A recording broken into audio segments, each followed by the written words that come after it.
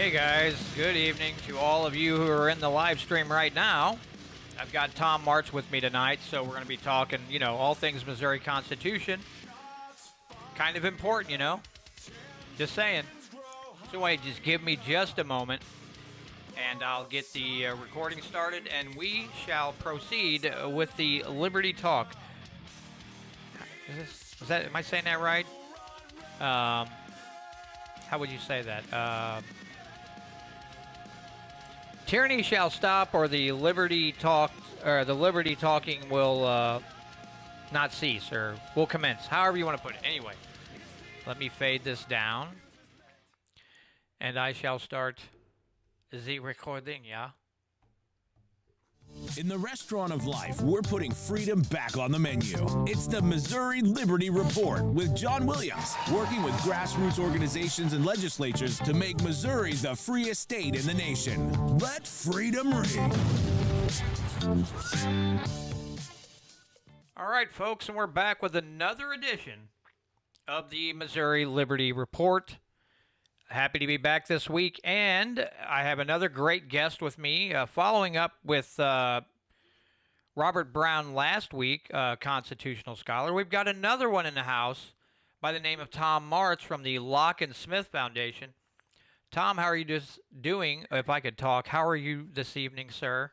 Good Lord. I'm good, but I'm going to have a hard time following Robert Brown, though.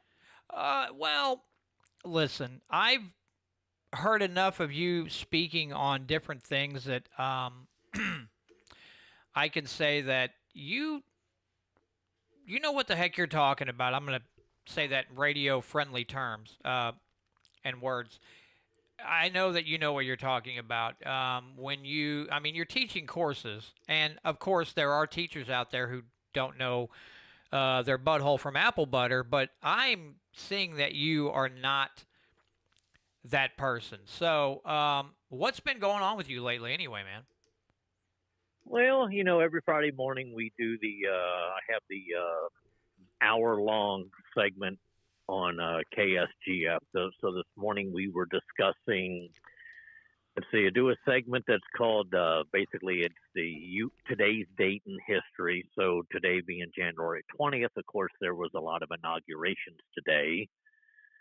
And in history, so we had FDR, you had Reagan, you had Trump, and you also had Kamala Harris being sworn in as VP. So we got off on to a little, and Barack Obama, by the way. But we got off on this little discussion of what is a natural born citizen. Oh, that's what's funny about that whole thing. That sparks so many people in one direction or the other. You got the Democrats who are like, how dare you question his citizenship? And then there's a lot of Republicans that go, yeah, he wasn't supposed to be president. I'm of the opinion that from what I saw, he shouldn't have been president to begin with. But he's been there, he's gone now. What are we going to do about it now? Nothing. We can still talk about it. We can still debate it. But in the grand scheme of things, I guess it really isn't going to matter. He screwed up things just like the rest of them that follow behind him have, and the ones before him have. So, what are you going to do, right? I mean, I don't know. Before I go any farther and get in trouble, I need to announce something very quickly. If I don't do it now, I'll completely forget about it. And then someone will have to send me a text message and go, hey, don't forget to say this. So I'm going to say it now.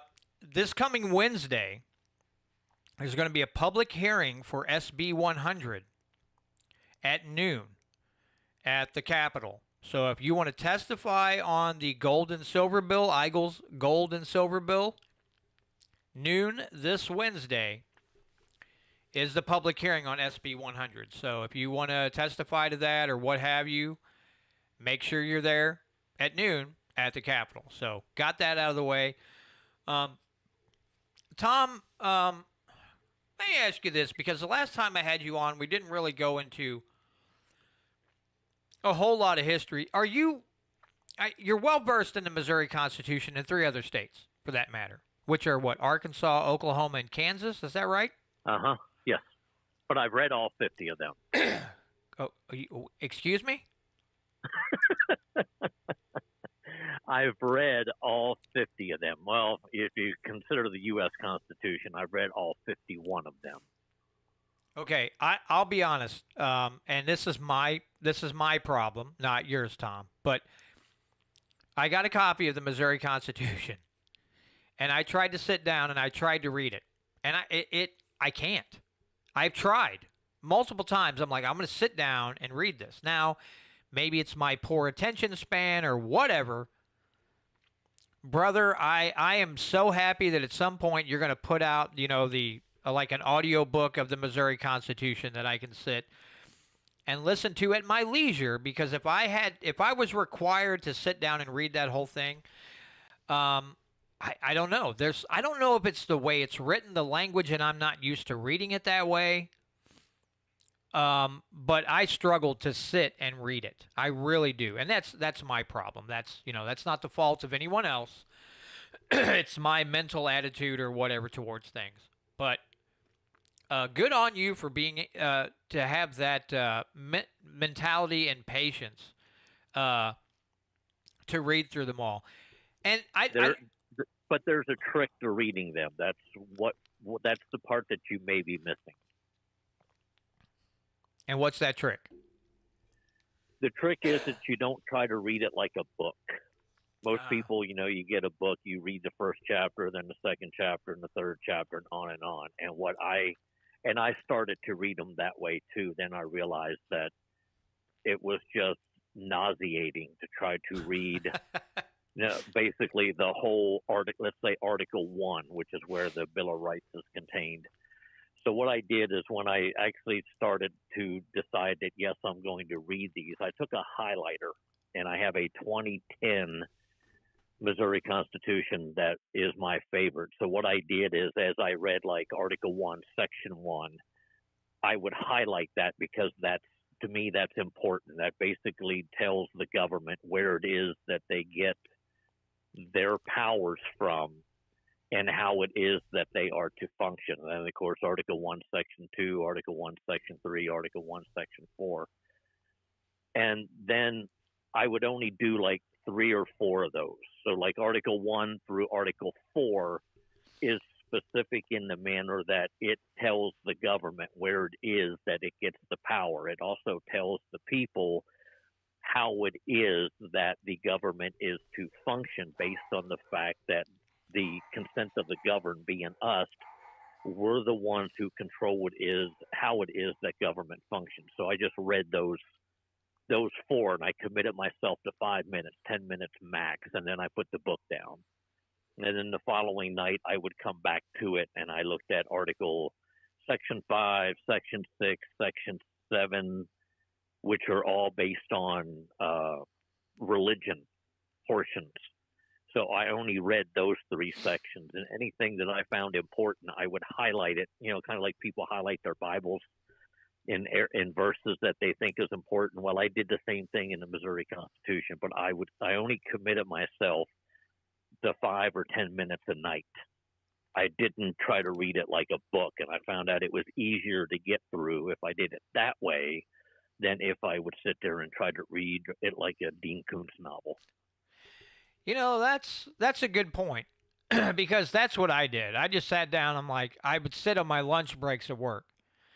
And when I was done eating my lunch, I'm like, all right, I'd pull it out of my lunch box and I would start reading it. Like, I'm just going to start reading it. And that's where I went astray, is just literally trying to read it like a book.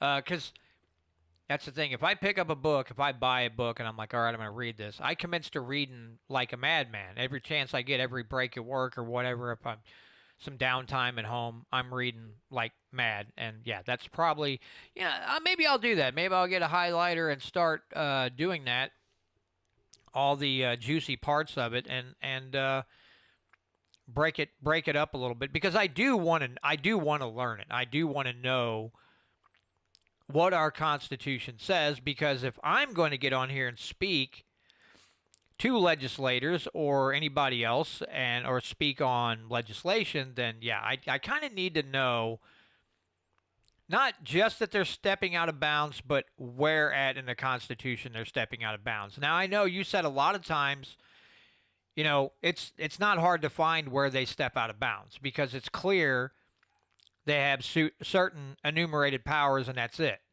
So they're constantly overstepping their bounds, but sometimes, like with the grocery tax that we talked about, the sales tax on groceries, that you guys really had to dig to try to find. Oh, this microphone's going to drive me nuts. Where at in there that it might have been tied to. So, yeah, I need to. It's something I need to do. It's yeah. So, what do you think? I mean, I know you said that I asked you before the show, I said, hey, if you got any bills that have piqued your interest that you'd like to talk about, you could bring them up. And you said something very interesting to me that I didn't think about before. And go ahead and tell everybody what you told me because I didn't think about it that way. I just thought, oh, I'm going to look at some of these pre-filed bills, but you look at it a little differently. Tell everybody what you told me before the show, Tom. Well, organizationally, we don't look at legislation prior to it actually making it to the floor for a vote. Because we know that very rarely do we ever see a bill that, when it's introduced, it gets to the floor, it gets voted on with no changes, it goes to the Senate, it doesn't get changed at all, they vote on it, hand it to the governor signs it, presto, wallow, it becomes law. Rarely ever does that happen. So what we do as an organization, and we're probably the one organization in the state that just absolutely pisses off the conservative groups from one end to another. Because if there are 7 different items in a piece of legislation, now all 7 of those items could absolutely be constitutional on their own. The problem is they'll log roll them into one piece of legislation, which means they're violating another area of the Constitution. So we'll point that out. And generally, it is the people who are more of a conservative nature who attack us, basically going, what do you mean it's unconstitutional? Because this, and this, and this. Well, if you go look at this, you'll see where it is that it violates the Constitution. Yeah, but no, not yeah, but. If you're going to pass something, see, government, in reality, the Constitution was set up in a manner that it was made to make it incredibly difficult for the legislative body to pass any laws. The problem is we've allowed, and this happened long before both you and I were alive, so we can't accept all the blame. But the legislative process got easy because the people stopped paying attention to what it is that the legislature was doing. They also forgot what it was that their rights were. So they were no longer making it so that the legislature was not in violation of their rights, and they just left it go. And that's where we're at now. We're trying to fight a battle that's been in existence for 135, 140 years, and we're looked at as the lunatics. It's a great feeling, isn't it? I don't mind being on that tree branch. I mean, I did at one point in time. I did a show for Missouri Grassroots Coalition that I did like 7 or 8 little podcasts, and the title of the show was Lunatic Fringe. Hey, I got a question for you. Sure. Was Mike Moon a part of that show? No, I did not interview Mike Moon, but the one I absolutely did enjoy interviewing. I interviewed Lisa Nagler, I think her name is. She used to do a show called Culture Vigilante, and she had a podcast on there too. And she would have me on once a week on a segment that she would call Yankee Doodle Legislation. And basically, she had me going through the legislation that was introduced to come up with the stupidest things that we could find, and that would be what we would discuss in this little 5 to 10 minute segment. But there was a gentleman, and I can't think of his name to save my life, but he ran for U.S. Senate when Tony Minetti and all those other people ran for Senate, and I always thought he was kind of like a James Bond figure. And he's married to the Chanel Ryan on OAN, but he was running for U.S. Senate here in Missouri, and I interviewed him one night. And when I went back and I listened to it, I realized how bad it was that I sounded as a podcaster and decided that wasn't for me.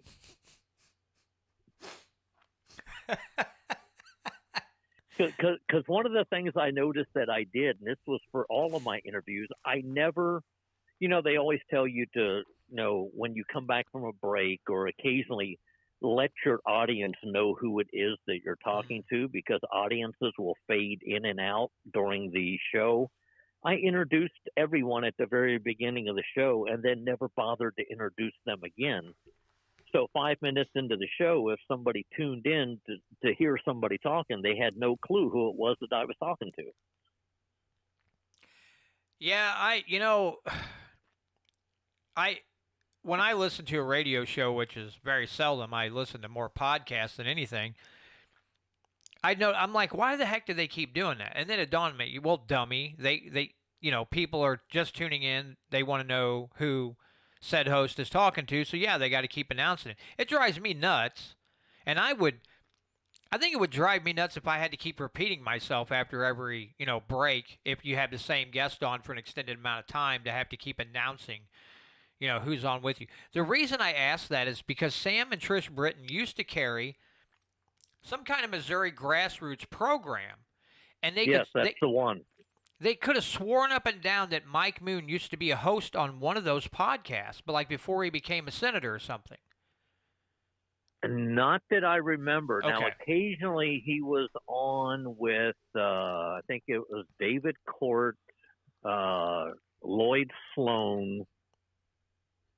Thomas Sloan, whatever, however it is his name is, and then one other individual. They did a podcast, and I forget what it was called, but if I'm not mistaken, Mike Moon did go on to that show more often than not, but he did not host a show that I remember or that I'm aware of. Okay, because they asked me one time, and anytime I've seen him up at the Capitol, I never remember to ask him. So I'm like, crap.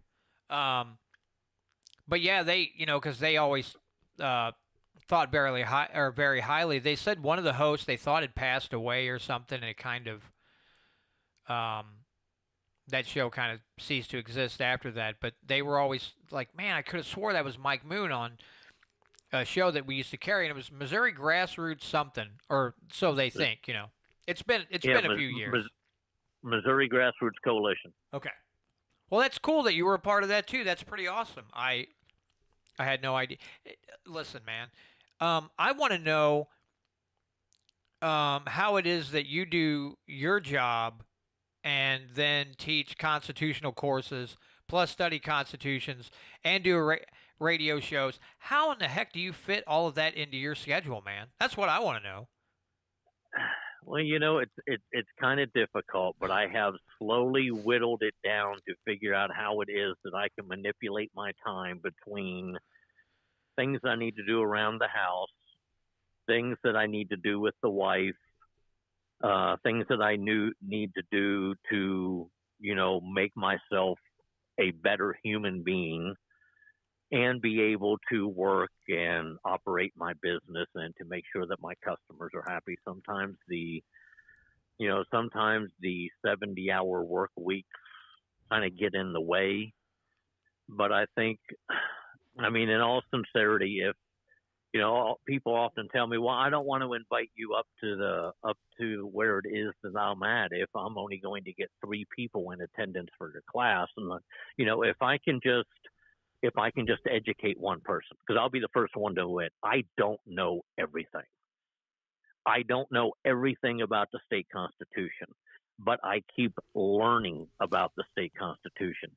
I've got other people that I know that are probably a little bit better versed on certain sections of the Constitution than I am. So I can go to them. I've got, some state legislators that I can reach out to, and I can say, hey, why is the language in this piece of legislation worded in this way?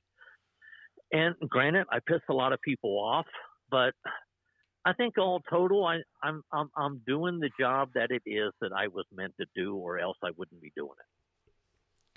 Yeah, I completely get that because I do this once a week and it's a constant learning process. I mean, I get guys like you and Robert and Patrick and all these other people on, and I'm constantly learning things, and I'm hoping that my old man brain that I have doesn't, just drop pertinent information willy nilly like it tends to do sometimes. Like last night, I came up here, sat in the office, and my wife goes, "Hey, don't forget to set your schedule up on YouTube so it's up there." And I said, "Yeah, okay. I need to do that real quick." And then I got to looking up something, and I started driving to work this morning and went, "You idiot, you didn't post on YouTube last night when you were sitting at your desk." So, yeah, sometimes I feel really retarded. Um, I'm trying to think here. Well, don't feel bad. I mean, I've had a smartphone now for, I'm going to say probably a decade. And up until about a week and a half ago, I had the slightest clue of how to operate the calendar. Okay, that makes me feel a little better. I mean, I'm decent with technology. I'm not like a whiz and like, oh, I'm gonna change this software. Or I'm gonna write some code. I'm not like that, but I'm decent with technology. But so I know that again, you teach the classes, and I'm asking for my own personal benefit. What is a Saturday or a Sunday work best for you? Either or, it actually depends on the who and the where it is that I'm going, and to whether or not the people who are in attendance it would fit into their schedule. Of course, I know a lot of people attend church on Sunday, so they don't want to do anything thereafter. Right. It's kind of like our legislative committee meetings. We hold them on Wednesday night, so that automatically tells most people that, well, you're one of those double lettuce smoking groups because you don't go to church on Wednesday night the way the rest of us do. But I mean, none of us would be considered religious zealots to the point that we go to church 7 days a week. I think most of us have some sort of a Christianity-based philosophy ideology, but Wednesday night's a great night because there's so many people that do go to church on Wednesday nights that we can find a venue that allows us to go in, get something to eat, and to review legislation. It just makes it beneficial. Yeah. I was just curious because I want to try to set something up with you in March. If your calendar's open. I'm just putting that out there. I'd like to have you come up in March, and then that gives me, or April, whichever works best for you, but that gives me enough time to start putting it out there.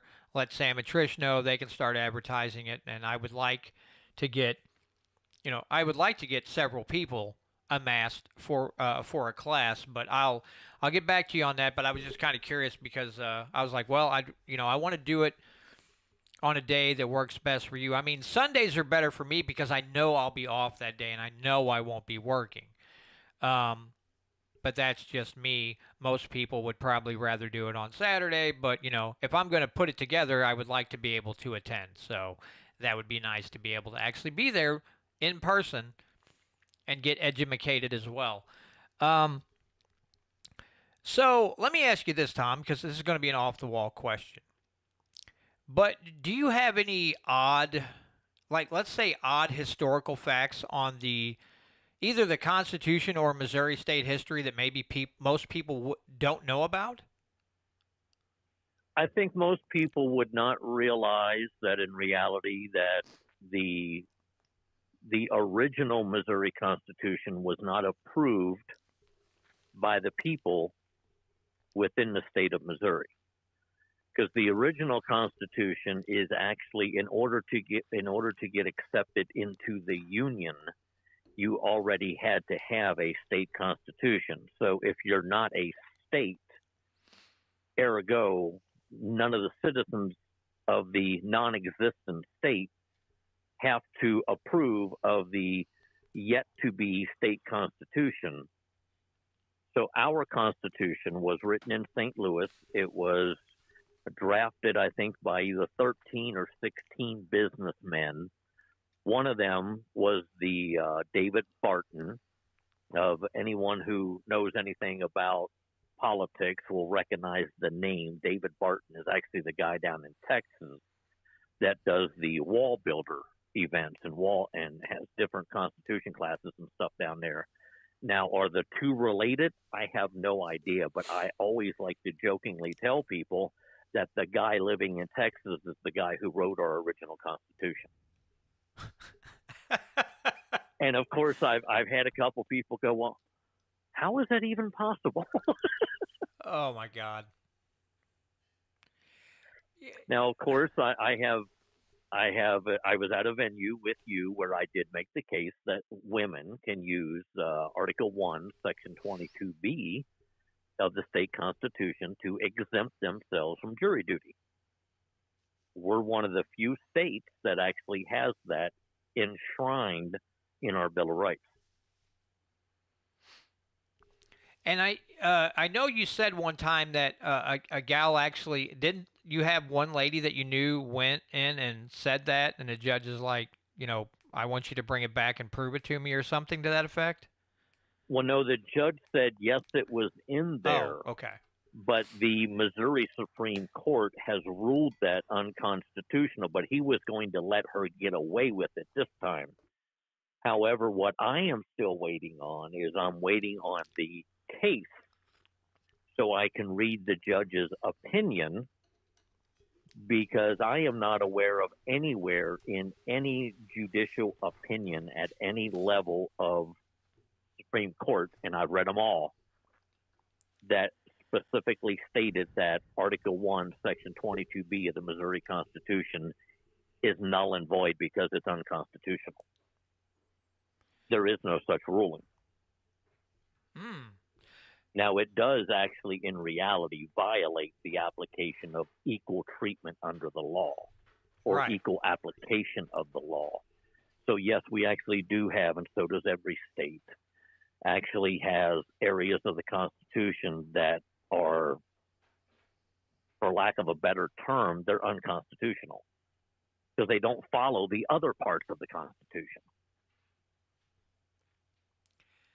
That's interesting. Now, and you talk about a court decision. Is that something else that you look at sometimes? Court decisions from like the Missouri Supreme Court or anything like that? Do you ever go kind of dig into those as well? Okay, now the next time I see you, remind me to slap you in the forehead, because they're not court decisions. I'm sorry, they're court opinions. Court My bad. opinions. My bad. Please don't slap me, Tom. I'm dumb enough. I don't need you to knock me any more senseless. Yeah, there's a group that I help out in Oklahoma that they have a group of people. I call them the calzones, although they don't understand why it is that I call them the calzones. But basically, it's a group over there that sues the state legislature because they're in violation of the Oklahoma Constitution. And what basically they have a group of people that they're kind of like Patrick's group, where they'll go through and they'll read legislation, and then they're kind of like the Locke and Smith Foundation, where they'll pick out the most egregious pieces of legislation that violate the Constitution, like the one like the gas tax bill that we had. It was supposed to be about gas tax, but then there was an electric vehicle task force that was created with it. There was also a component that if you were convicted of human trafficking and you were a CDL holder, you'd lose your CDL license for the rest of your life. But none of that had anything to do with a gas tax. So in the Missouri Constitution, it was unconstitutional. But what they do over there is, I'm in Group 2. Group 2 is takes and reads court opinions that have been released on similar types of violations. And then from there, the calzones take it to court and they do just like Ron does. They represent themselves against the state to make it so to get a judge to issue an opinion that law such and such is in violation of the Oklahoma Constitution because it violates this section, and this section. That sounds exhausting because I can't imagine trying to dig through legislation and through the Constitution, find and then go to court. That sounds like that's great work for someone to do, but it sounds exhausting. Well, I'm not gonna lie.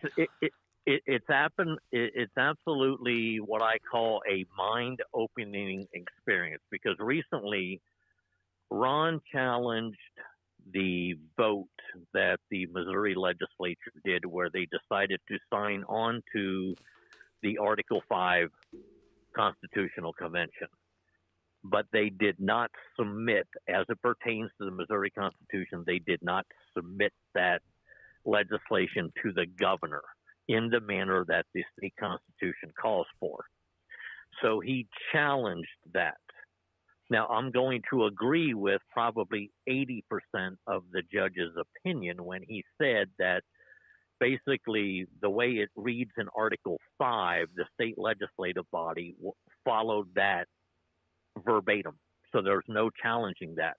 The part that I absolutely hated at the very beginning, the judge decided to make the case that Ron had no standing in this case. Well, Article 1, Section 15, I believe it is, and the First Amendment specifically state that you have the availability, you have the right to redress your government for grievances. So don't give me that crap. I don't have the right to sue my government for an issue that I believe that they have done incorrectly. The judge who issued that opinion, in my opinion, should immediately be impeached, removed from the bench, never to set foot in a judge's chamber again, except to be sentenced for 5 years in prison.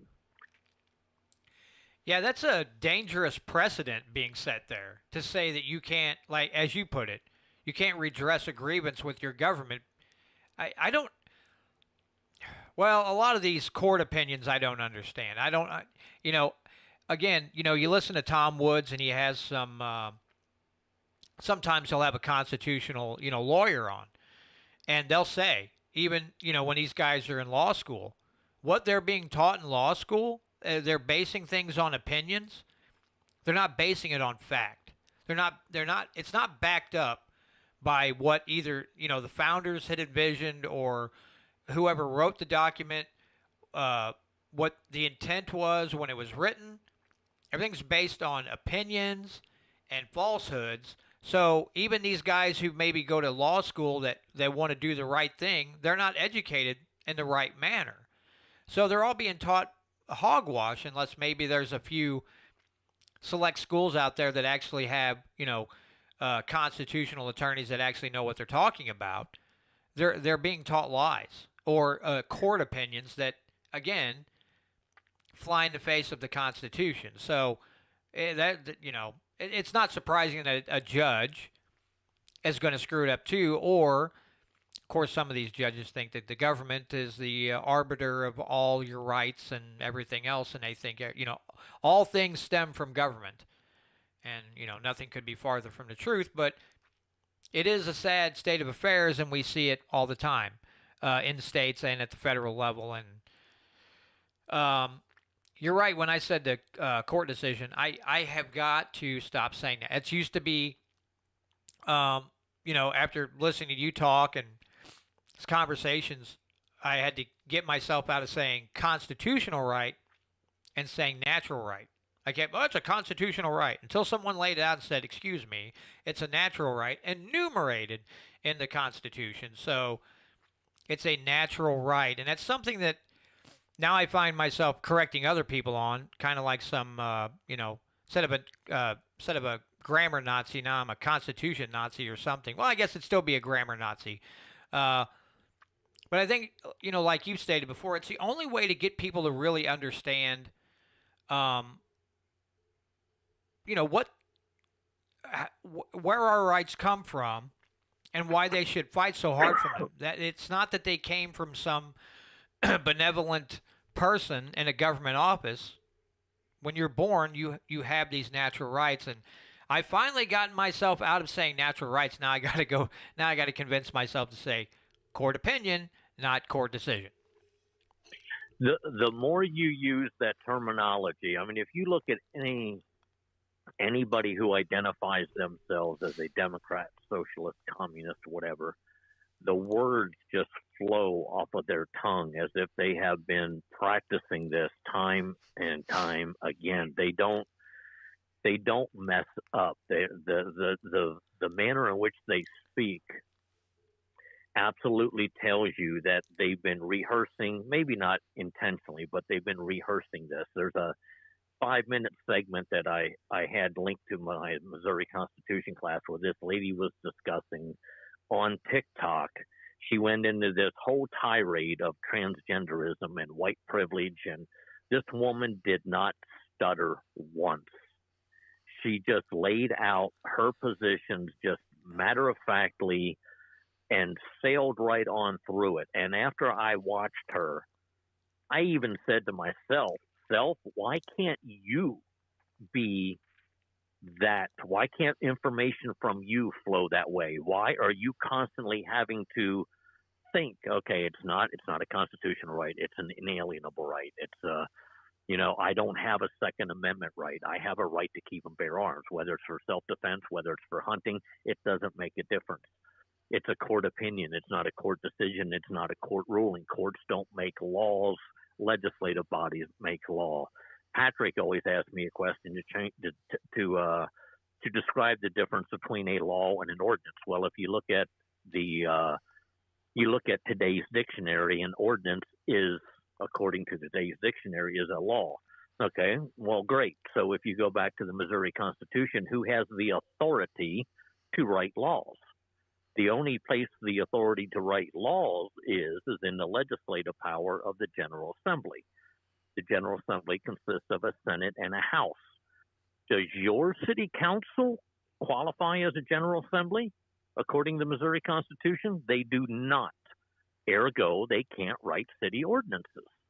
But we've allowed ourselves to use the vernacular in the words that we've been barraged with ever since we were in kindergarten, and it becomes natural to us. So in order to get out of that and to try to change it, you literally have to slow down, correct yourself as you go through it, and then you'll get to the point where you'll find it just flows from your tongue. And you'll get to the point where when you hear somebody say, well, I have a Second Amendment right, you walk up and go, no, excuse me. You have the right to keep and bear arms. That's a natural right. It just happens to be enumerated in the Constitution. And we got to get to that point. We've got to get as good as the left at talking the way they do, but in the manner that we should speak. We're a republic. We're not a democracy. And be able to explain what a republic is versus what a democracy is. And we lack that capability.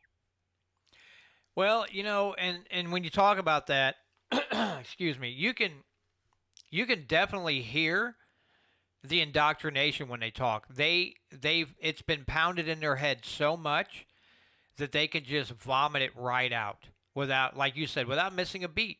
It's because they are taught how to do these things. And it's like a lot of these people have made it their life. That's all they care about is just ad nauseum, coughing this stuff up in everybody's face. And of course, the media, government officials, and everybody else uses them as their little dummies to get up there and talk, to expand on the awful things they've already done, and they've got their useful idiots to do so. And when we heard the gal from one of the heads of BLM say, yeah, we're trained Marxists. Well, there you go. Of course, a Marxist, a trained one, are going to be taught to use key phrases, certain language, and they're taught to just spit it out. and shout over everyone else. And you know, Tom, a lot of people talk about the silent majority. Well, a lot of those people have been quiet for way too long now. We have seen parents get mad at school boards and local officials over, lockdown rules and things like that, but then it kind of dies down. Those voices have to stay loud.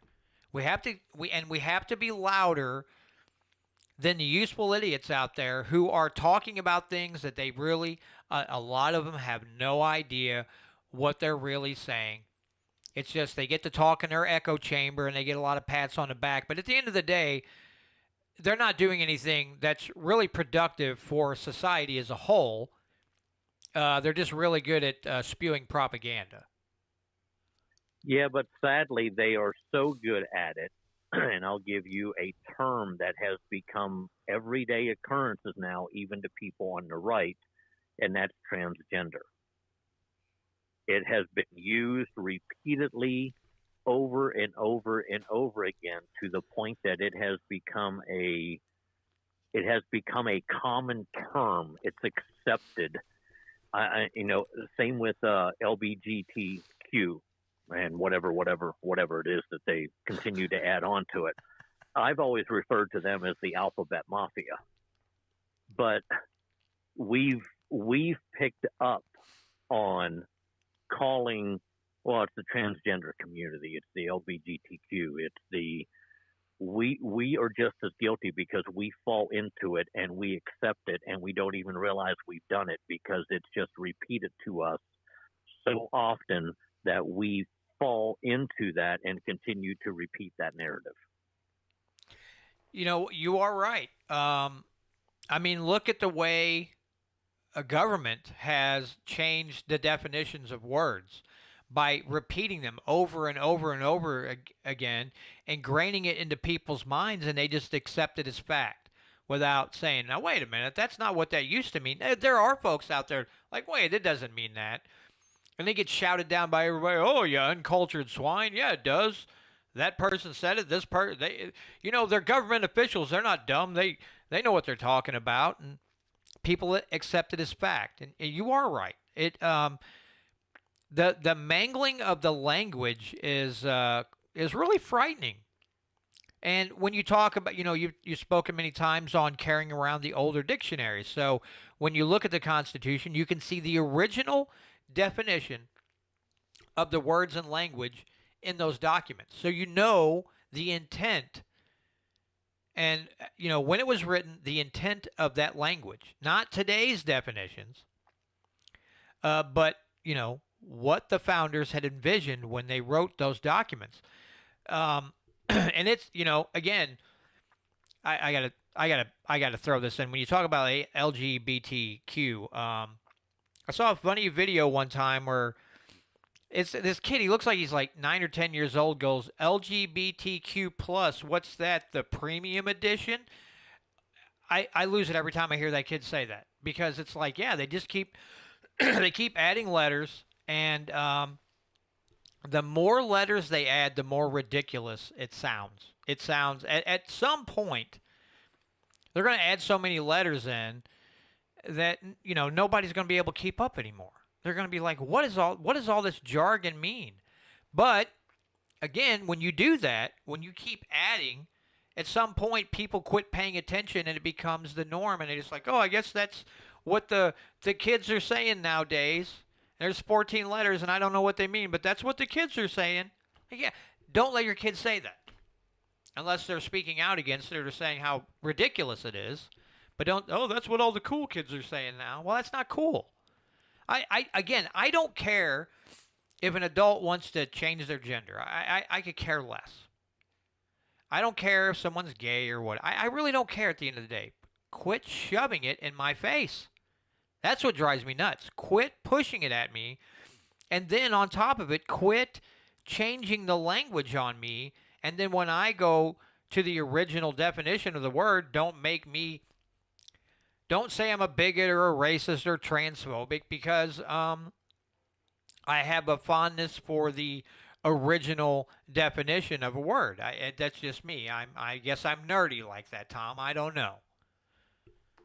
Well, one of the funniest things I have seen all month so far, and I don't know how I ended up following this discussion. It just landed on my Twitter feed. It was two dudes discussing. Remember the old show Queer Eye for the Straight Guy? Yes. These dudes, the one guy, when you went to his profile page, he had the flag flying and everything. You could tell what he was. The other dude, I don't know whether he was gay or whether he was straight or whatever. But the two of them got into this discussion, and the gay guy could not accept the fact that the television show, the people on it were actually gay. They are the ones that called it Queer Eye for the Straight Guy.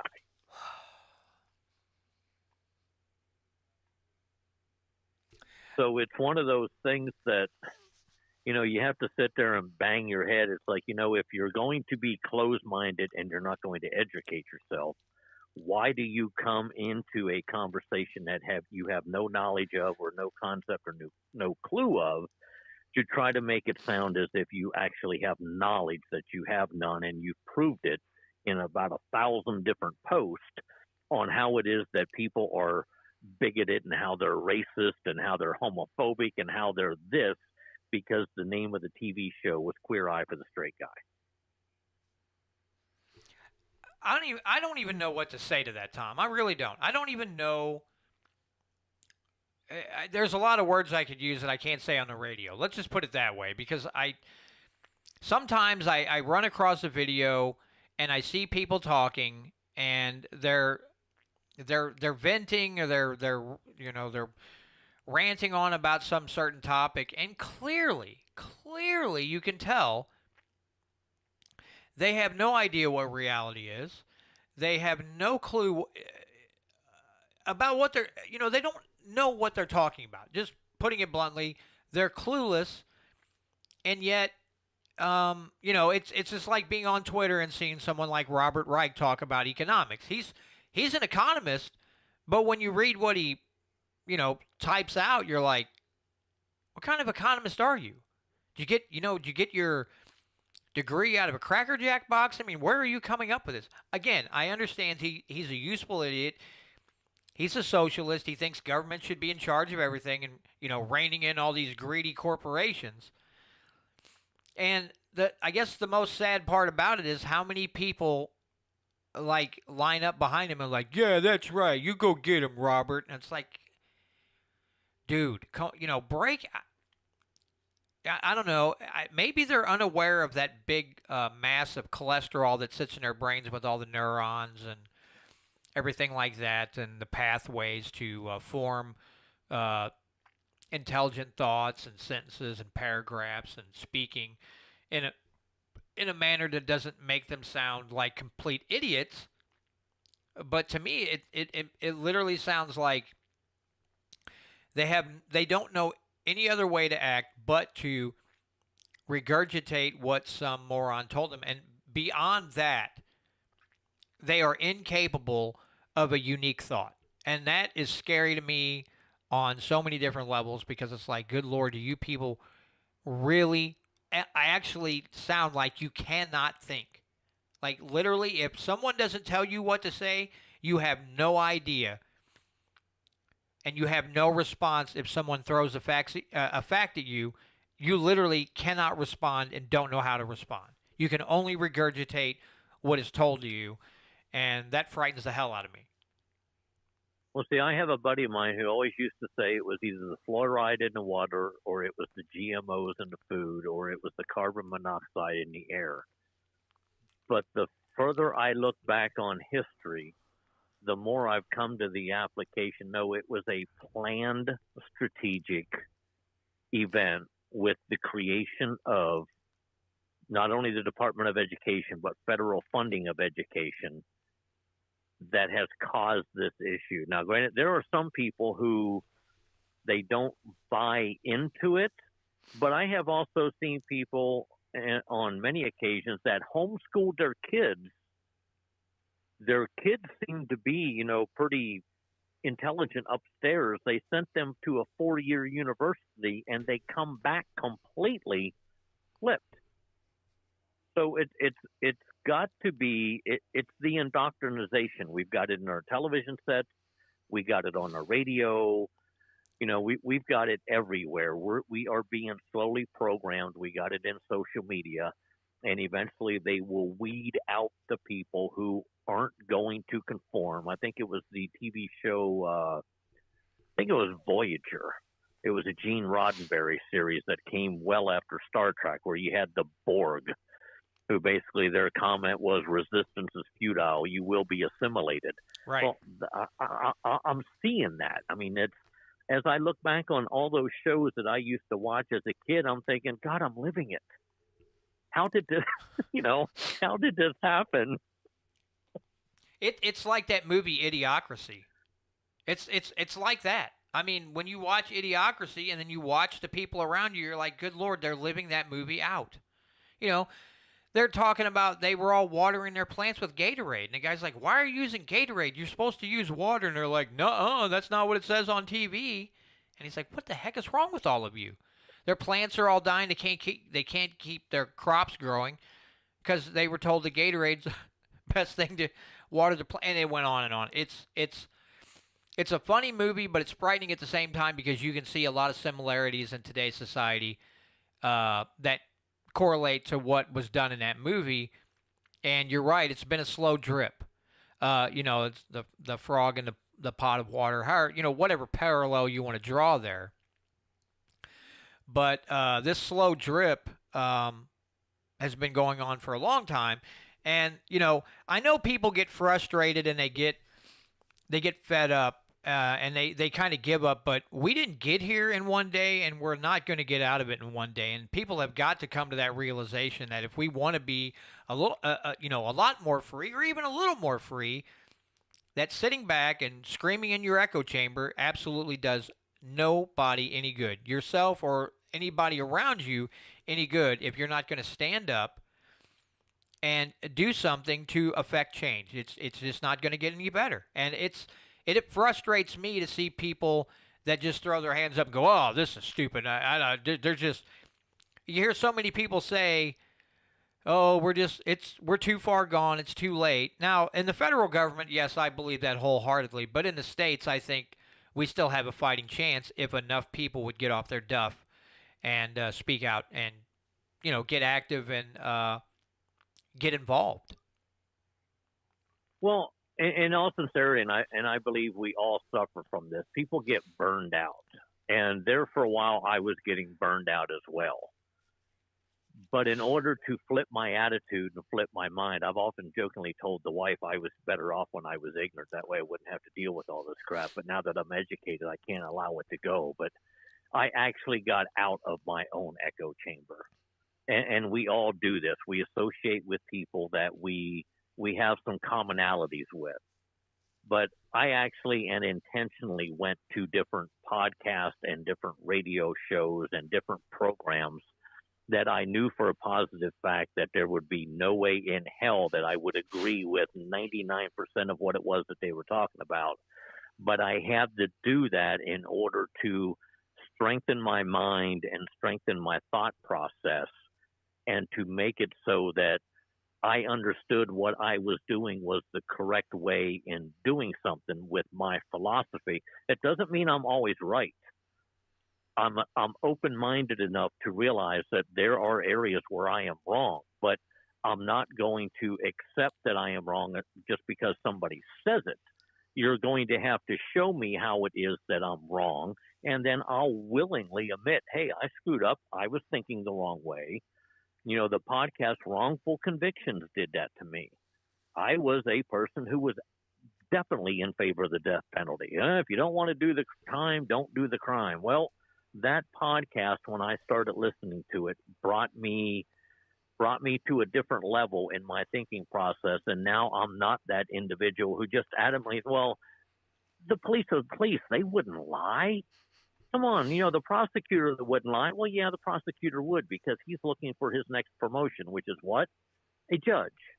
The judge is looking for his next promotion, which is either on a circuit court, maybe up to the Supreme Court, Police are also looking for the lieutenant, whatever positions they get up. So yeah, the better they make their record look, the more apt they are to tell little white lies to make it so that things don't always add up. So, sometimes you have to step outside of what you're comfortable with, go listen to the other side to reinforce your own ideology. Yeah.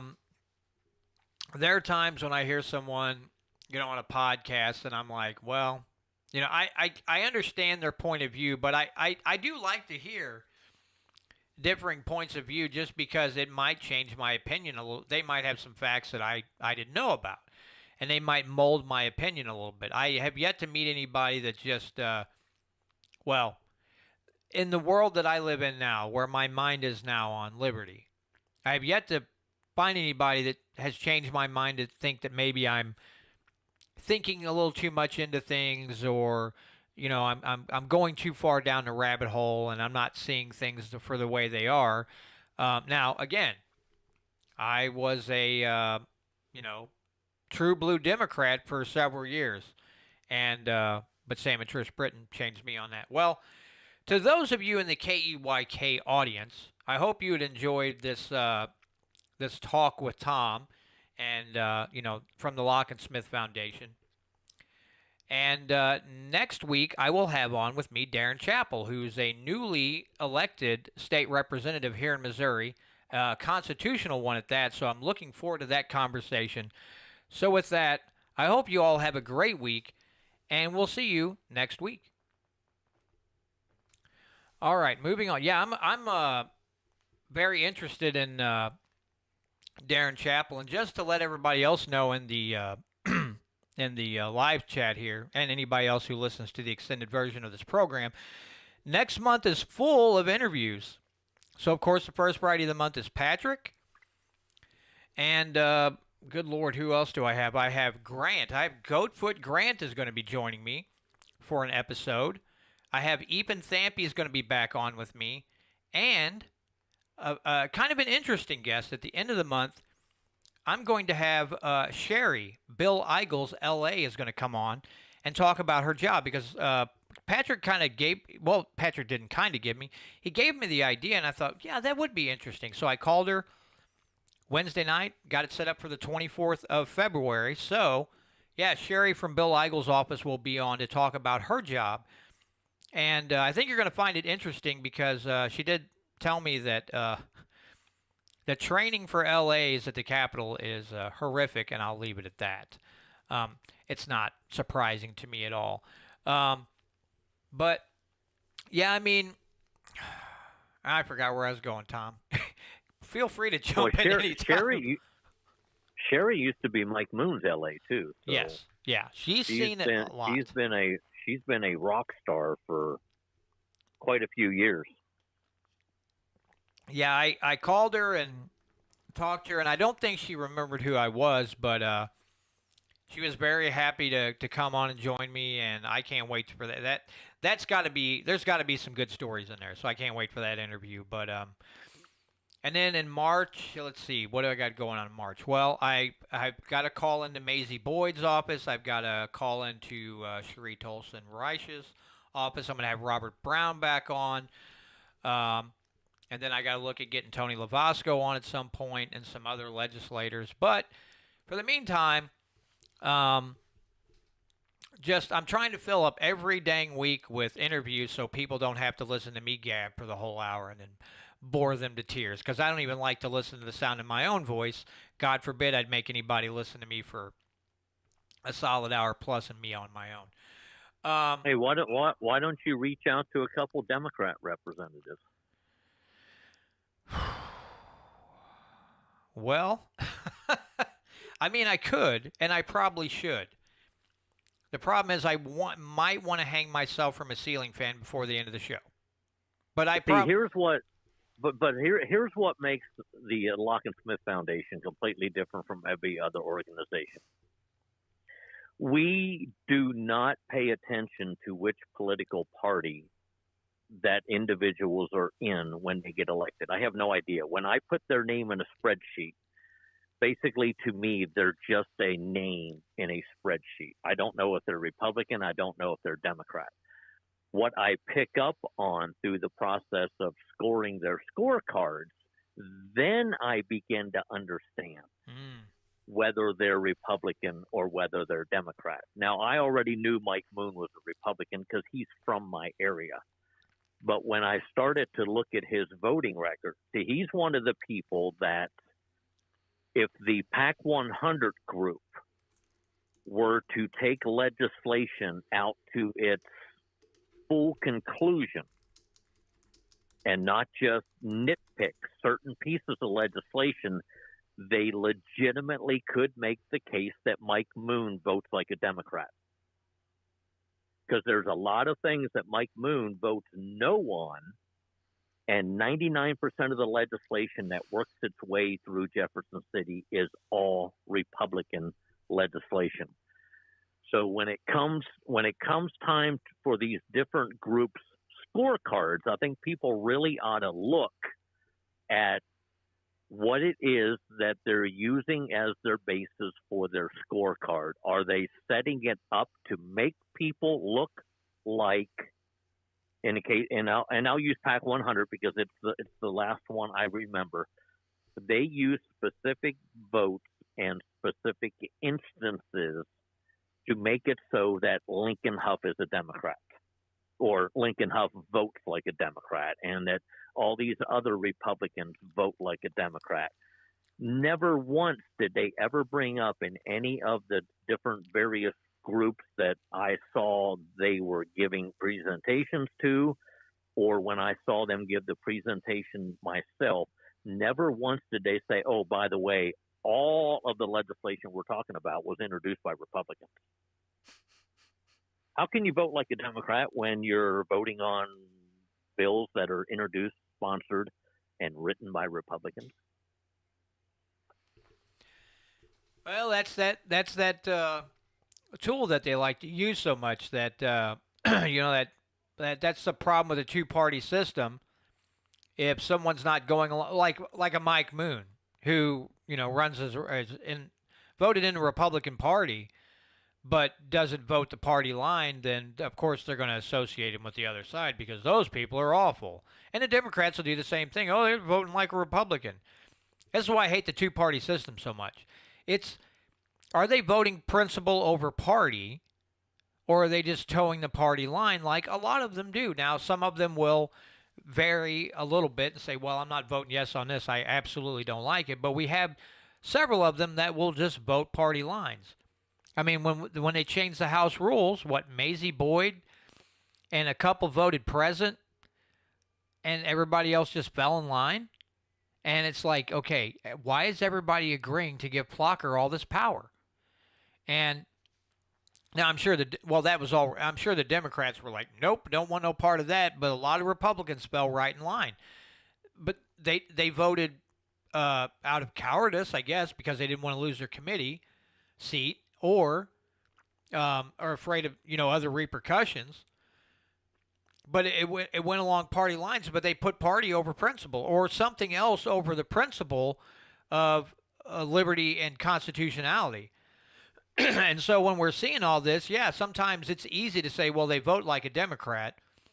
But until you look at the legislation and why they voted no on it, then you might change your mind. But yeah, you're right. You have to look at the substance of the bills they're voting against, why they differed from the votes of the rest of the party, to understand why they voted like this. If you didn't look into Mike Moon, who's a Republican and votes supposedly like a Democrat all the time, it's very easy to go, well, he's not a Republican. But if you get to know a little something about a Mike Moon type of character, then you realize the guy knows exactly what he's doing. He understands what his role is as a representative or a senator, and takes his oath of office very seriously, where a lot of them do not.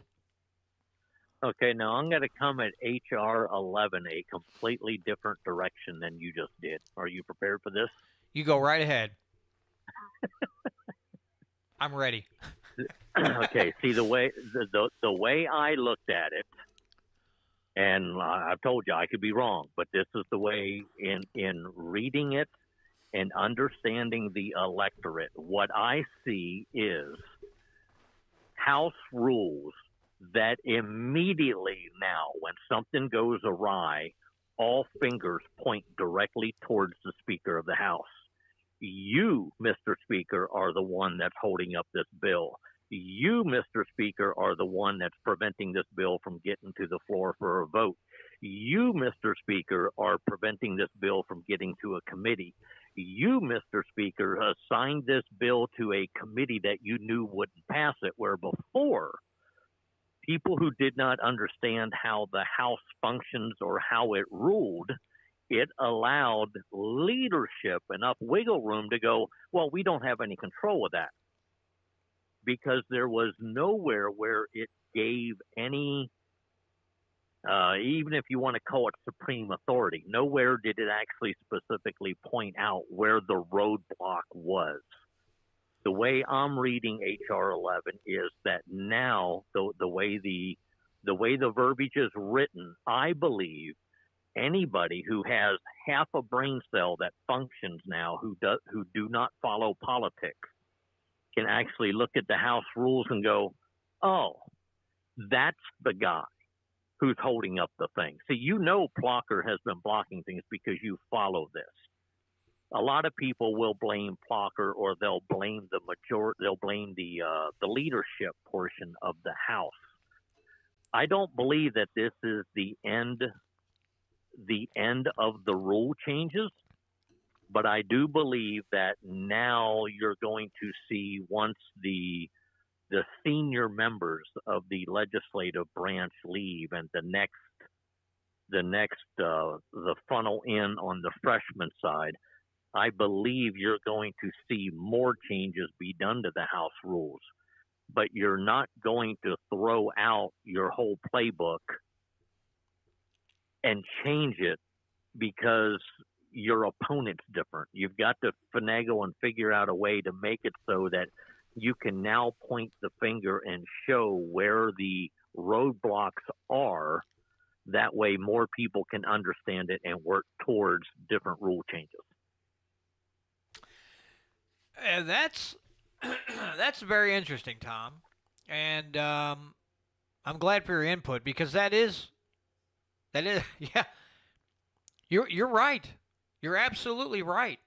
It does give the body the effort to say, "Oh, it wasn't me," and literally shuck off all responsibility for anything that doesn't go, the way somebody wants it to go. They literally point it all at one person. Now, like Patrick said, Plocker doesn't care about being blamed. I don't think he really cares. But that's an interesting take. And I'm not going to say that you're wrong in your thinking on that. Because now, here's my thing. I wonder if they caucused and kind of a lot of them came to that same, thing and went, oh, man, if we do this, we vote these in, we can place all the blame on one guy. I wonder if some of them caucused that way and said, yeah, let's do it. Because now we don't have to take the blame for anything. If a bill doesn't make it to the floor, to committee, just hangs on the calendar the whole time, we can just point it all on him. I wonder if some of them caucused and had that discussion. See, if I'm not mistaken, in the new rules, the sponsor of the bill now gets to pick the committee that the bill goes into. So if, let's say, Darren Chappell wants to pass a law or wants to reword a law which gives law enforcement a couple more tools to deal with pornography in children, and he knows that one or two of those committees is going to block it because he's a freshman, he's not allowed to get bills on the House floor. I mean, heaven forbid, that's not the way the system is supposed to work. You're supposed to defer to the senior members. So he can actually submit it to the committee that's going to get it out to out of the committee to the floor. Then it's the speaker who then assigns it to the consent calendar. And it's the speaker who then takes it off of the consent calendar and puts it onto the floor for debate. It's the speaker who then calls for the vote. It's the speaker who then, where before you really realistically, unless you followed the game, you could not state that in legitimate terms. You could not state that it was the speaker who did it. You'd have to say it was leadership that did it. Or, and I've heard this on multiple occasions, well, it's the guy who heads up the committee who prevented it from getting out of committee. Well, no, that's not factually accurate either, because the body itself can, by a vote, remove that bill from the committee and force it out to the floor, which then requires the speaker to put it on the consent calendar. And who's responsible for the consent calendar? That would be the speaker. It gives more people the availability of seeing exactly who it is that is holding up the legislation that they would like to see passed. Okay. I mean, you know what? I'm going to have to take a longer look at it, because I didn't read it enough to see everything. But that's an interesting take, and I will take that into consideration and look into this a little further, because that's the problem. I mean, like we talk about the amount of bills that get filed every freaking year, or especially the last few sessions. Good Lord Almighty. I would hate, even, let's say the House rules were exactly the way we liked them or whatever. We had better House floor leadership, whatever. Can you imagine being, seeing that many bills hit the floor or to be filed and trying to sift through everything? It's got to be a nightmare. I mean, I know there's people that help, but good God Almighty. Was it 11 or 1,200 bills last session?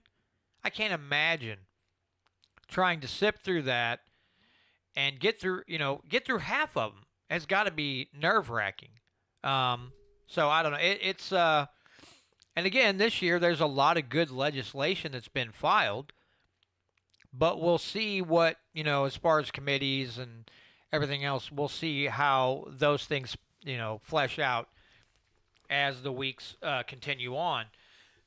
It's going to be interesting, just because SB 100 and some others. And I will have to say this. I try is the key word here. I try to make it through the show This Week in Missouri Politics with Scott Fawn. I sometimes you get halfway through and I start to throw up and I stop.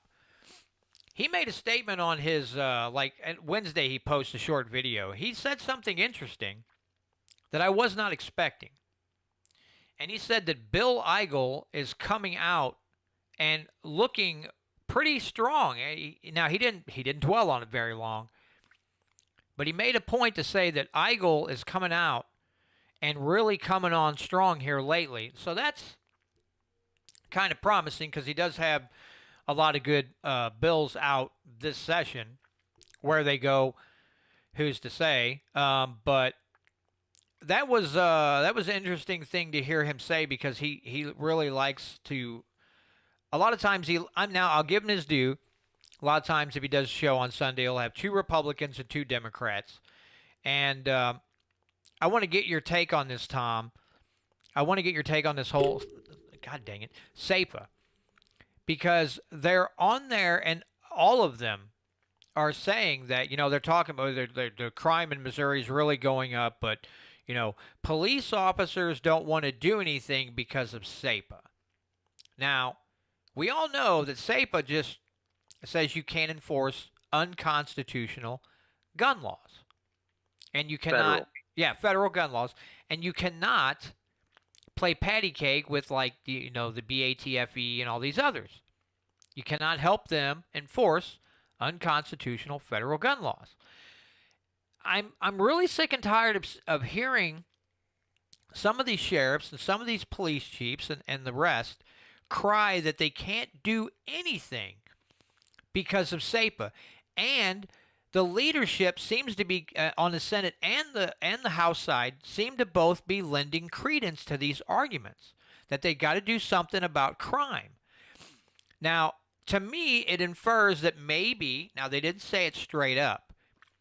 It seems to me they're inferring that maybe, some red flag laws or some bills to, I don't know, try to take the teeth out of SEPA. But I am sick and tired of hearing them cry about it when it literally said there's nowhere in that bill that says they can't do their jobs if there's a gun crime. If someone's murdered with a gun, there's nothing in there that says you can't arrest them and try them. Nothing in there. But they're acting like they can't do anything about crime anymore. And it is, it really pisses me off when I hear these guys talk. It's like, you know better than that, and you're out here pushing this nonsense. And a lot of leadership seems to, well, it could be an act, but they sure sound like that they identify with these people and they understand and something needs to be done. What I mean, it's ridiculous. There is 0.03% at the most people in the state of Missouri that understands exactly what it is that the Second Amendment Preservation Act does. Therefore, there are 99.97% of the people in Missouri who are utterly ignorant to what it does, how it was written, and they are programmed to go in the manner that it is that the sheriffs are discussing. Well, we can't do that. Well, last time I checked, it is against state law to rob a store with a firearm. Ergo, you arrest the guy who robbed the store and you apprehend the firearm. That's completely legal under SAPA. But as long as they make it appear that it's not, you can get a groundswell of people to say, oh, we need to change this because the crime rate is going up. And you won't find too many Republicans that actually have a backbone, or they don't get invited onto these shows to counteract that talking point. Yeah, and I mean, any of us that know the bill knew this was coming because they were throwing a fit, well, in the Capitol when it was signed, immediately afterwards. Sheriffs and chiefs of police throwing their hands up in the air going, oh, now it's all going to hell in a handbasket because of this law. It's like, really? Really? Again, they're talking about Springfield having, higher crime rates. And, of course, you've got St. Louis and Kansas City. Well, St. Louis and Kansas City have been cesspools for a while as far as crime goes. This bill did nothing to make the crime go. I love how they blame a law that allows you more, your natural rights of self-defense and blames it for people, for the behavior of people who don't care what the law says anyway. I remember when concealed carry was coming through in Missouri, and people were like, oh, my God, they were going on. And I heard a guy on the radio say, what a criminal does when he goes to rob a store? What's he do? Does he walk in the store with a gun in his hand? No, he conceals it.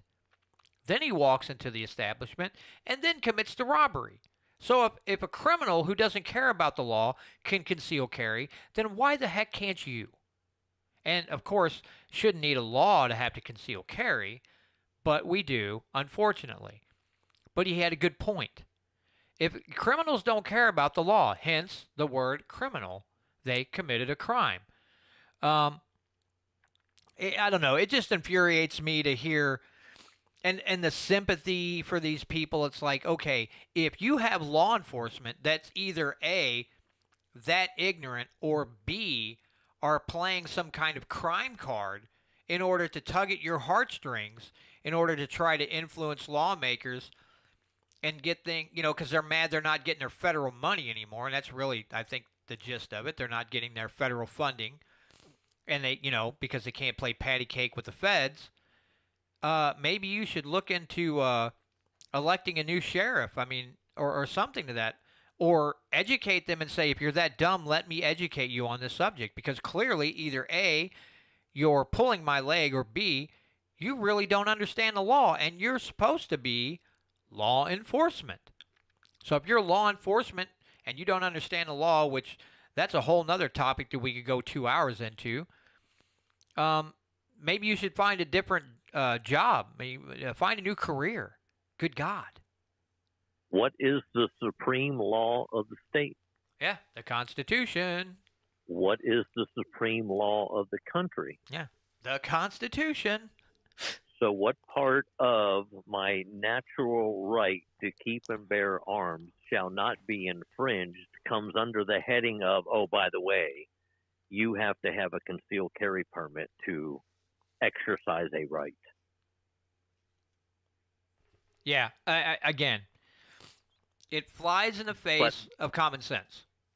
But that's the thought process that we've gotten into because government grants us the right to keep and bear arms in the Second Amendment.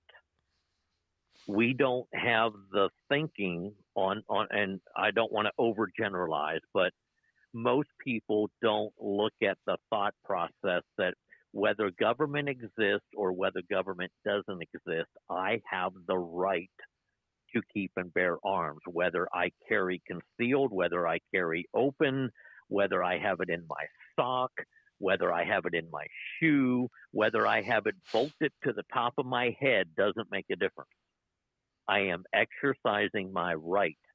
I mean, when the kid down here in Springfield went into the Walmart with an AR-15 and everybody freaked out, and the ones that I saw freaking out the most were actually the people who are on the right side saying, well, we have a right to keep and bear arms, but you don't do it that way.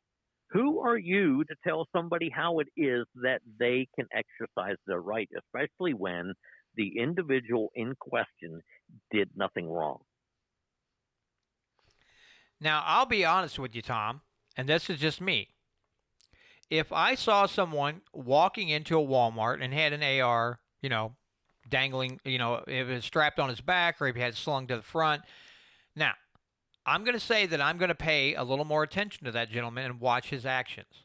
Am I going to demand that he be disarmed before he walks in the door? No, I'm not. But I am going to keep a little bit more eye on him just because of the way society is. But that's one thing. You and me both. Situational awareness. But don't demand that he be disarmed just because you're frightened that he might commit a crime. That's the problem. Too many people in this pre-crime crap that we got, stewing in the background, want to judge somebody's actions before they actually act. That's the problem. Give the guy some space. Maybe if you don't act like a bunch of freaks around him and draw attention to it, if he's not drawing attention to it, if he literally walks in and acts like the thing's not even on him, just walks in the store, gets his stuff, and leaves, and he's not drawing attention to that gun, what is the problem? It's just like when I would open carry into Walmart, and you see people looking at it, but I never touched the gun. I never put my hand on it. If I did, I made sure nobody was around, and I might adjust the holster. That's it. I didn't fiddle with the gun while I'm standing in line. I stood there with my items in my hand, checked out, walked out. It's the people who go in there and they try to draw attention to themselves while they're, whether it's concealed or it's open carry, and they keep fiddling with it. That's the people that drive me nuts. It's like, okay, you are going to scare people when you act like that because you're not being a responsible gun owner. In my opinion, that is not responsible behavior. If you're going to carry a gun, don't sit there and put your hand all over it and fiddle with it the whole time. It's a tool, and if you got to put your hand on it because something's amiss, okay. But to sit there and fondle the damn thing the whole time you're standing in line, yeah, I don't even like that, and I love guns.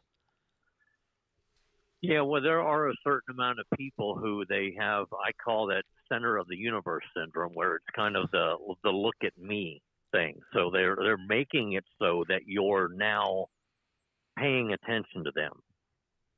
And that they're getting the attention that they want. They're getting the attention that they desire. If I'm carrying a firearm, it's on my side, and unless I have to adjust it in one manner or another because I got out of the car and it kind of slid sideways, other than that, I'm not touching it. But what does bother me, though, is when you're pulled over for speeding, And the first thing the cop does when he gets out of his vehicle is places his hand on his firearm. To me, that is pretty much threatening my life. And when they walk up to my car, I will ask them, do you feel threatened for some reason? Because if not, you need to take your hand off of that firearm. Oh, I didn't know I did. Oh, bullshit. Yeah, you're right. You're right. It is. Now, I think, well, I did get pulled over here, last year, 2 years ago for speeding, but it was by a sheriff or sheriff deputy, and, he was nice enough about it. I was going like, God, 12 or 13 over. I wasn't even paying attention. I was just cruising along, and all of a sudden I'm like, oh, there's a cop behind me with his lights on. I better move out of his way. And then he pulled in behind me, and I went, uh-oh, that guy's, I'm getting pulled over. And I'm like, I was speeding. I know I was speeding. First speeding ticket, almost 50 years old, first speeding ticket. And that was not something that I was proud of because I was like, crap, I had a really good driving record going on. And just to touch on the subject a little bit, we did have a chief of police in a town that's about not even quite 10 minutes away.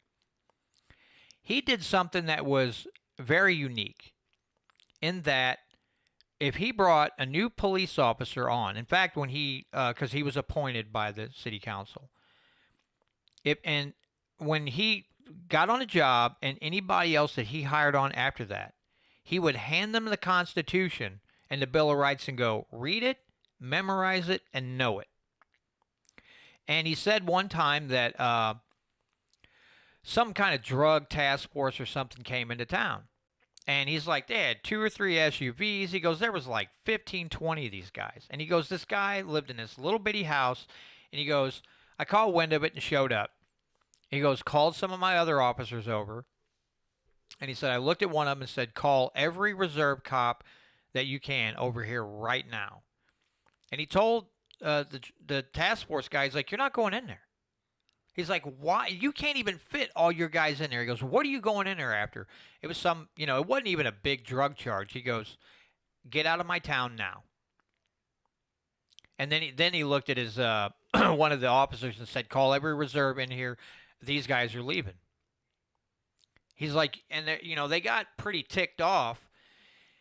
And he said, all you're going to do is escalate the situation. He goes, I can go in there, talk to him in a calm manner, and get him to come outside. He goes, you're going to go in there like jackbooted thugs, 10 or 12 of you, and go bust in the door, and you're going to escalate the situation, whereas I can do it peacefully because I know the gentleman.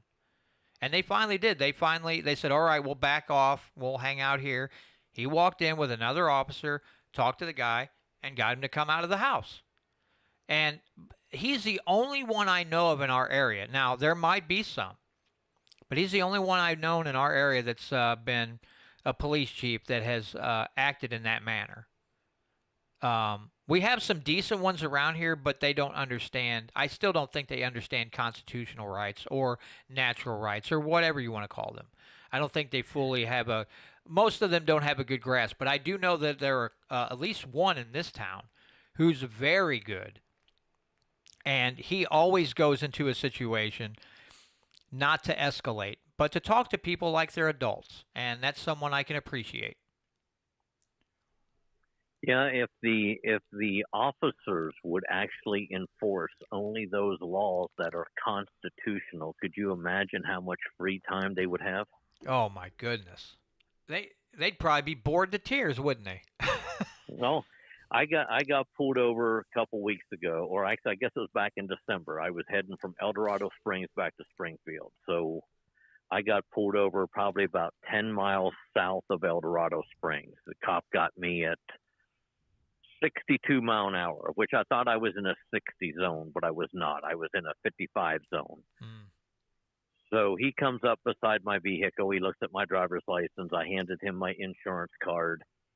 And he looks at me and he says, Mr. Martz, I'm big on honesty here. He said, so when I passed by you, were you wearing your seatbelt? And I said, Officer Wilson, not only was I not wearing my seatbelt, but after you give me the citation or the warning or whatever it is that I'm going to get, I will be leaving here and I will continue not wearing my seatbelt. And he just basically said, "Oh, well, thank you for the honesty." He went back. He went back to the car, and I had given him. I didn't realize that my insurance card had expired. So he came up and he says, "I'm going to write you a warning ticket for the 62 and a 55. I'm going to write you a seatbelt ticket. It's going to cost you $10, and I'm going to write you a violation ticket for not having a insurance card that's up to date." He said, "So you can call the Cedar County Circuit Court at this number." He says, "What'll happen is they'll ask you for a legitimate copy of your insurance card. The seatbelt ticket will be dropped. It'll be no big deal." That's okay, cool. I said, "But before you go, can I ask you a question?" He said, "Well, certainly." I said, "Well, since honesty is such a big thing with you, did you or did you not swear an oath to the United States Constitution and the Missouri Constitution?" He said, "Well, I did." I said, "So exactly whose rights am I violating right now?" He said, "What do you mean?"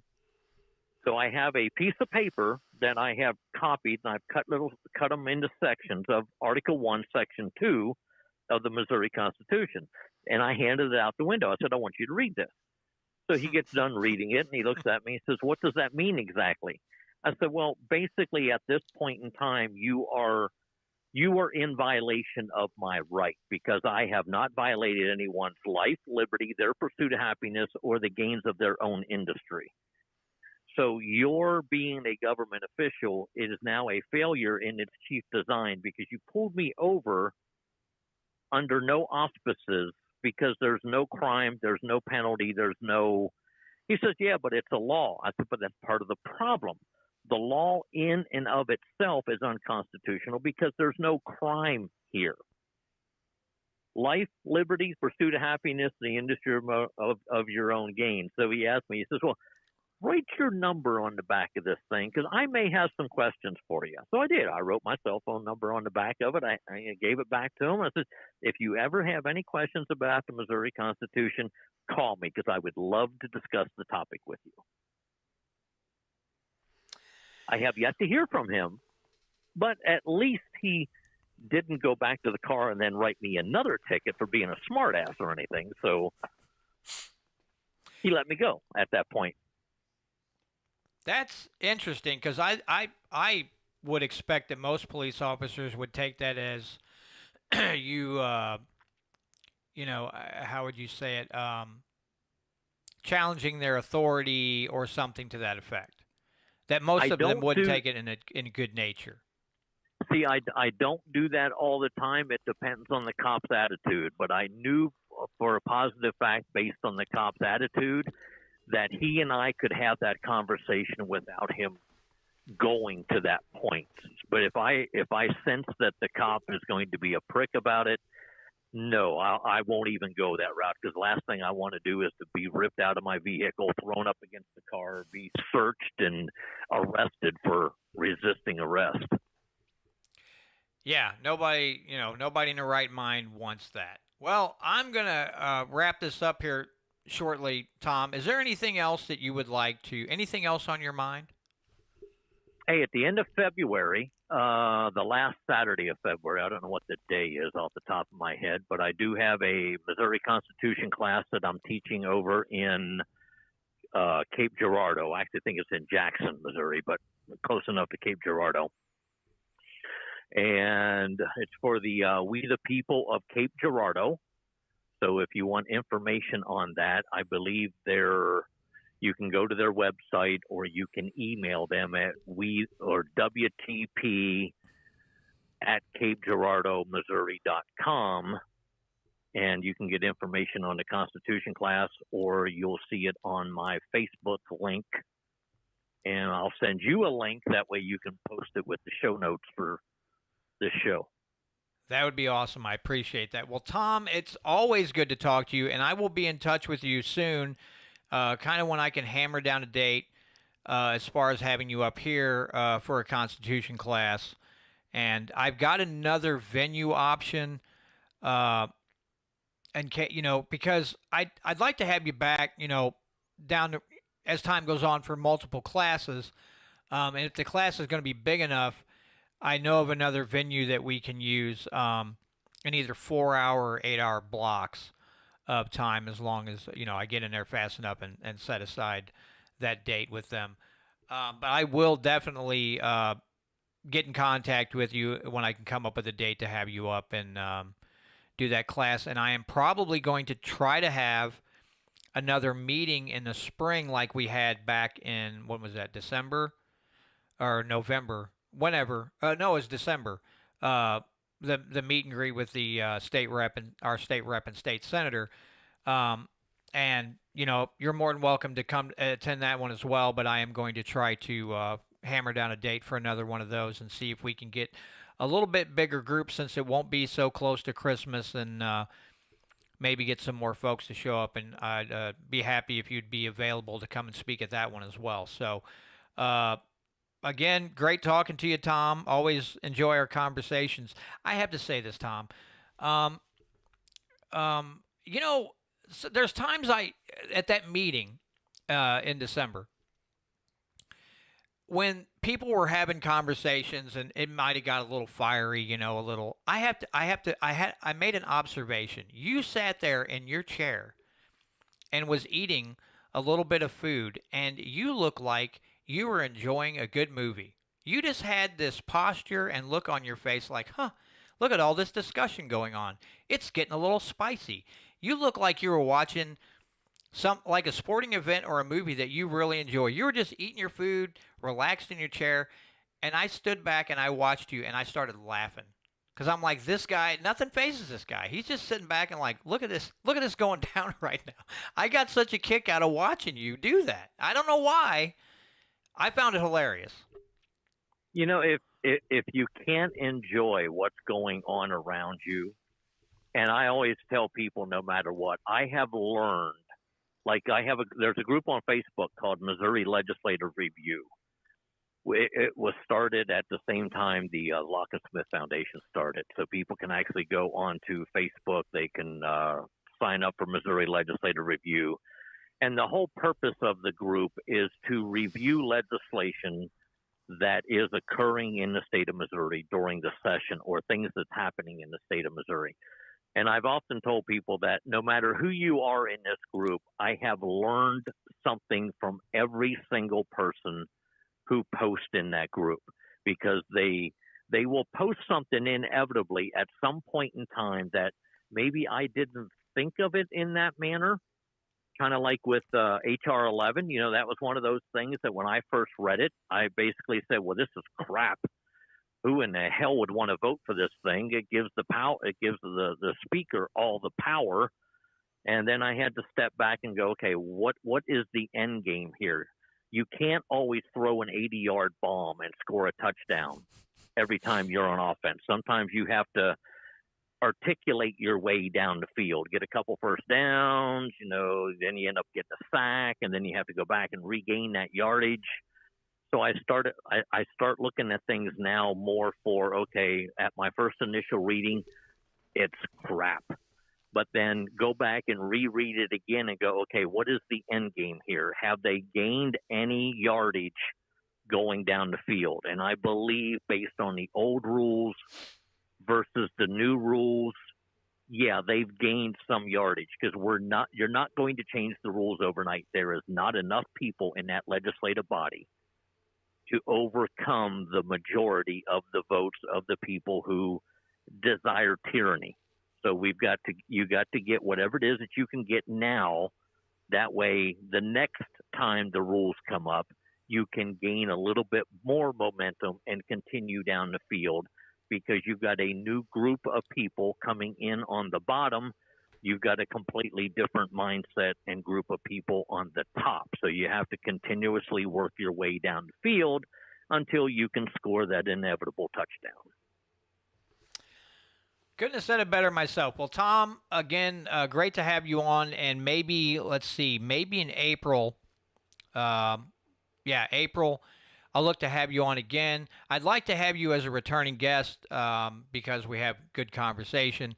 And maybe I'll pull a topic up that we can hit on. But yeah, I want you to come back on as often as I can get you back on and continue our conversation. But have a great weekend, sir. And again, thanks for joining me tonight. You too, and don't forget to mention Patrick's show on Saturday night on Odyssey. Absolutely, got it in the show notes, and I will plug that away here momentarily. Again, have a great weekend, Tom, and best of luck to you, man. You too, man. Take care. All right, take care.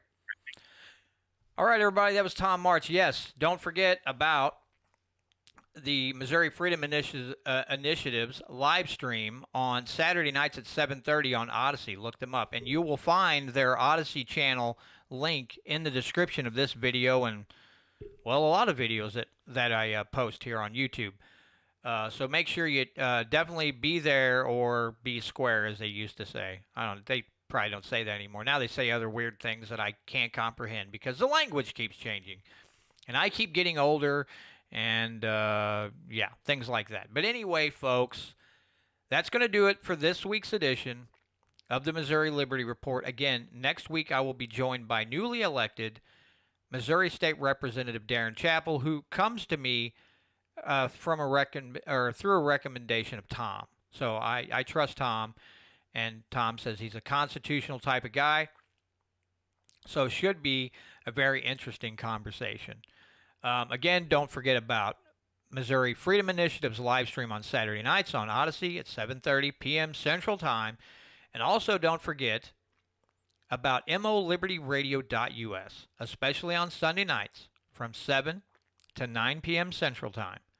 Sam and Trish Britton, Off the Cuff Radio, and that's one of those shows that you don't want to miss because it is chock full of information. And if you go back to last Sunday's show, Tom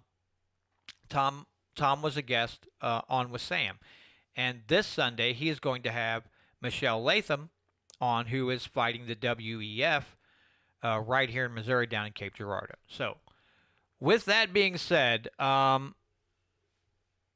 hope you all have a great week. I now get to go through and edit out a cuss word out, the Tom and it's fine. But I get to go edit that out now. But I appreciate Tom and his candor and his honesty. It's something we can all appreciate. So anyway, have a great week, everyone. I want to make sure I hit the right button this time. Yeah, I hit the right one. The last week or week before, I hit the wrong damn button on my board. So anyway, have a great week, everybody. Have a great weekend. Let's fight to keep Missouri more free. Why do I keep hitting the button now? But let's make Missouri more free, and let's make Missouri the freest state in the nation. Good night, everyone. Want more freedom? It starts with you. Join us next week on the Missouri Liberty Report and find out how you can get involved to take back your state.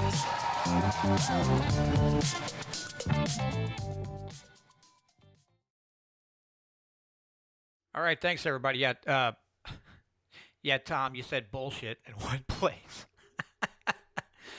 That's bullshit. And I was like, oh, got to edit that one out. It's fine. Don't worry about it, brother. It's all good. I understand. You get fired up in these conversations and things slip, and I don't hold that against anybody. Now, if you come in here intentionally dropping more F-bombs in the Air Force, then we got a problem. But one little curse word ain't no big deal. So I can edit that right out. I can scrub it out, and only those of us in the know will know.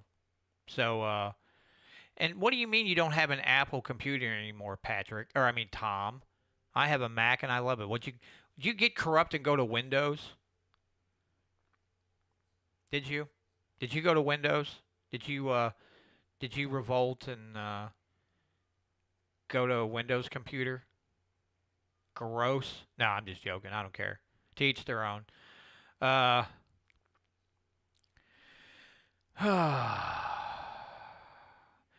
well, listen, Grant. You're saying I'll have to remember this as an Odyssey when I am on. I am not going to restrict your speech.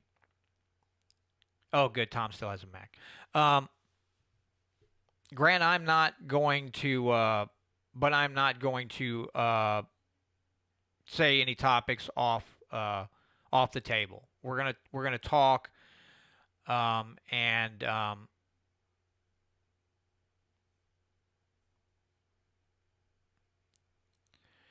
we'll have our conversation. If YouTube doesn't like it and they give me a strike, so be it. I'm on here until they kick me off. I honestly don't care. I'm not going to restrict your speech any. So and Grant, I don't have to worry about Grant cursing. So that's one good thing. That's a safe interview with Grant. Grant's not going to curse. Uh, don't John Grady, don't you dare defile a Mac.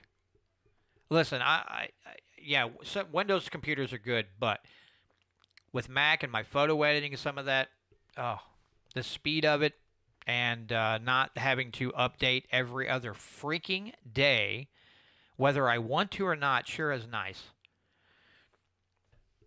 Because I tell you what, Windows, I use my wife's Windows laptop sometimes, and that thing just says, that thing just pisses me off because it seems like every time I go to turn it off, it's like, you want to update and shut down or just shut down? It's like, oh my God.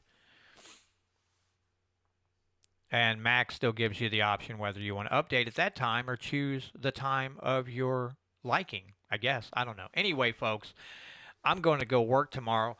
I don't have to, but I'm going to work tomorrow and make me some extra dough because I have to buy a new furnace this year. And so money doesn't grow on trees, unfortunately. So there's that. Anyway, folks, thanks for joining me. Thanks to John Grady, Patrick, Tom, Grant, Casey Rich, Gary Ride, Voodoo Queen. Let's see who else was in here. There was a very long name. Flim Flam, Shazabam, Agorizer was in here. Warrior Class 3, Fang Bang, Fang Fang Swalwell. Say that 3 times fast when you're drunk. Good to see you. Wilderness Gal, Maya was here. Catherine Dreyer was in the house. Good to see you, Catherine. Catherine's doing great things, being on the radio all the time with Brian Neebs, or however you say his last name. Can't. Jeff, my buddy Jeff Barnett was in here for a little while. Ganai was in here. Am I leaving anyone out? I certainly hope not. But anyway, folks, thanks again. Thanks for all the comments and keeping the live chat lively. So, and I will be on next week with some with